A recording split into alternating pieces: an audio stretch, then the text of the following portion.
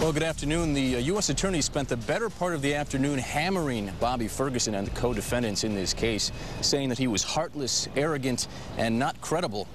Ferguson is charged with bid rigging, dumping contaminated soil on public housing projects, and being a felon in possession of a firearm, among other charges. The bid rigging allegation stems from a housing project in the city of Detroit that used federal funds from the Department of Housing and Urban Development, also known as HUD. Now, the U.S. Attorney wasted no time this morning associating Ferguson with Kwame Kilpatrick, saying this whole bid rigging scheme would have never happened had the former mayor not stepped in and insisted that HUD allow the city to hire its own project manager. The city ultimately hired a company named Excel, and according to the U.S. Attorney, that company was secretly run by Ferguson.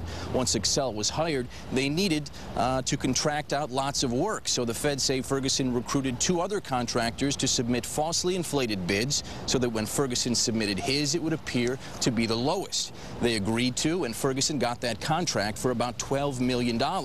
After he got the job, the U.S. Attorney says Ferguson later dumped 100 football fields worth of contaminated soil on the housing project so that he could then charge the city for removing it. For that, Ferguson was paid $720,000. Now, shortly after 10:30 today, Ferguson's defense team began making their final arguments.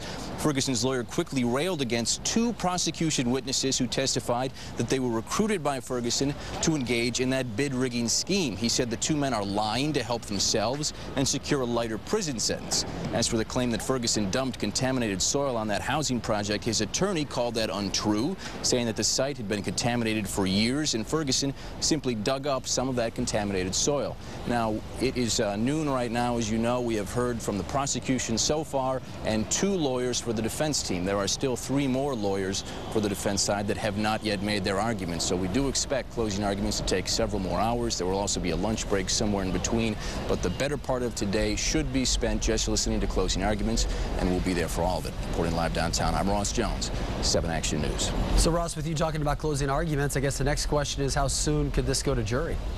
Well, believe it or not, it looks like the jury could see this. I think it's unlikely, but this could go to the jury later on this afternoon. It would be late in the day. It's unlikely that they would reach a verdict that quickly. More likely that they would have to go into tomorrow, but at the very least, tomorrow they will have it. They could have it as soon as this afternoon, Vic. All right, Ross Jones reporting live from downtown.